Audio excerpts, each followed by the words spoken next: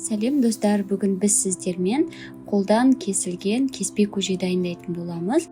Бұл көжені біз негізінде үлкен кісілерге көбінде дайындап жатамыз, өйткені үлкен кісілердің бұл сүйікті тағамының бірі деп ойлаймын. Сондықтан да менімен бірге болып, соңына дейін қарап, қолдан кесілген кеспе көже дайындаңыздар. Ең алдымен ыдысымызға 2 жұмыртқамызды жарып, тұзымызды қосып, тұзы ерігенше жақсылап араластырып, қамырымызды илеп алатын боламыз. Сонымен бисмиллах деп тамағымызды бастаймыз.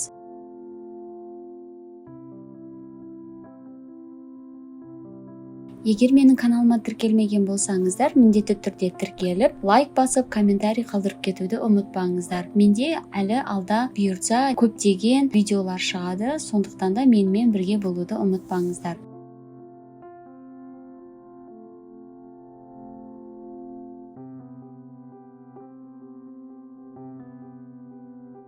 Енді үстіне ұнымызды қосып, ең алдымен қасықпен, содан соң қолымызбен қамырымызды илеп аламыз.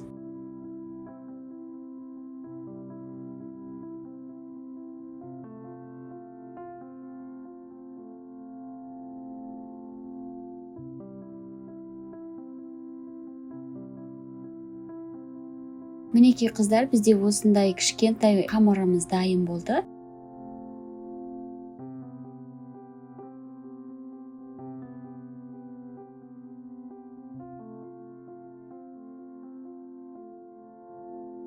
Енді қазір қамырымызды пакетке салып, біраз уақытқа 10-15 минутқа қалдырып қоямыз.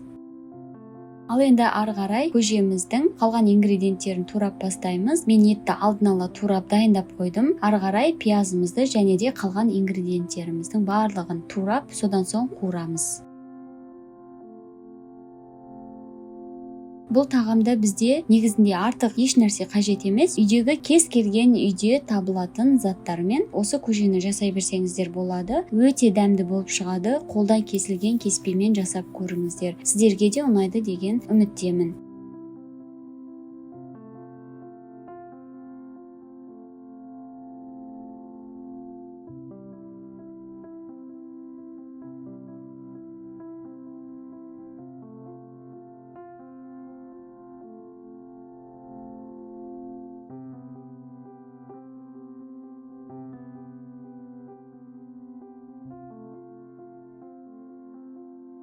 Сіздер менің каналымнан үй жағдайында жасалынатын және де көп ингредиенттерді және де қымбат ингредиенттерді талап ете бермейтін рецепттерді көп таба аласыздар. Сондықтан да менің каналымды қарап, тіркеліп, міндетті түрде комментарий жазып және де қандай келесі жолы менен видео күтесіздер, соның барлығын жазып кетсеңіздер болады.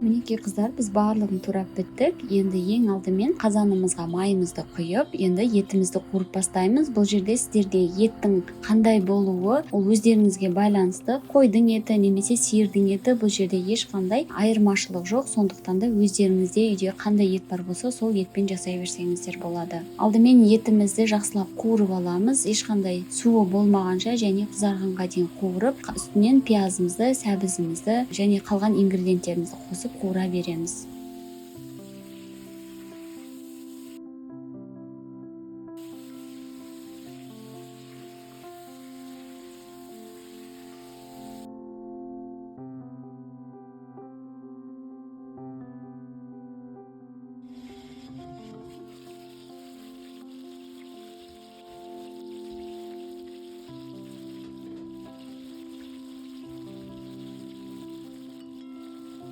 Енді үстінен пиязымызды қосып, пиязымызды да жақсылап қуырып аламыз.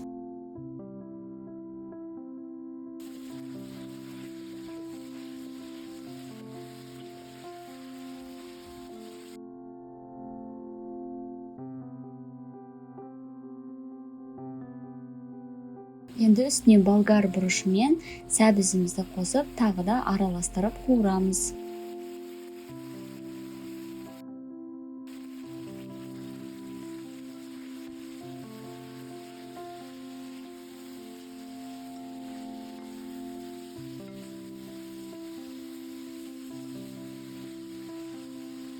Енді үстінен бір ас қасық томатымызды және дәміне қарай тұзымызды, бұрышымызды және де қандай дәмдеуіш қоссаңыздар, өзіңіздің үйіңіздегі бар дәмдеуіштің түрін қоса берсеңіздер болады. Енді барлығын қосып болғаннан соң жақсылап араластырып, бетін жауып, тағы да біраз уақытқа қалдырамыз.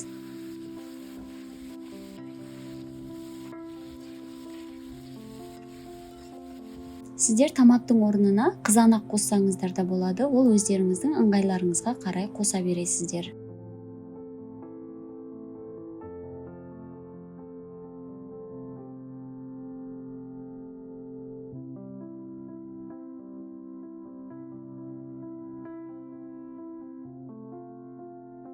Енді үстінен суымызды қойып, астын қатты отқа қалдырып, жақсылап қайнатып аламыз.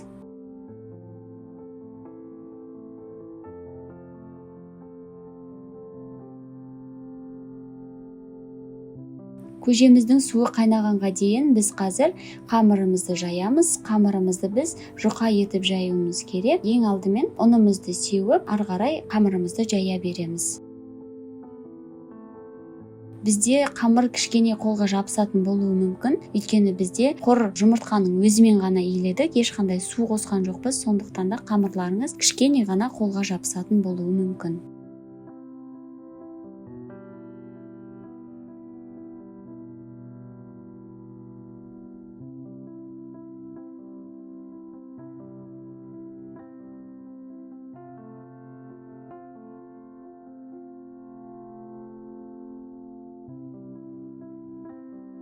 Қыздар, мінекей біздің сорпамыз қайнады. Енді бетіндегі көбігін алып, ары қарай қамырымызды жайып, турап саламыз. Қамырымыз біздің осындай жұқалықта болуы керек.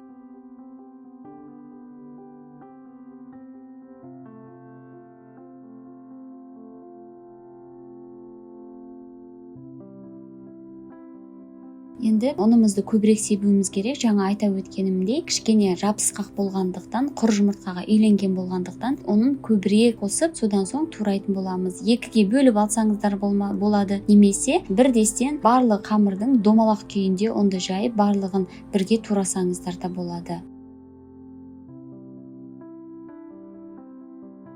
Енді суымыз қайнағаннан соң картопымызды қосып, тағы да қайнатуға қойып қоямыз.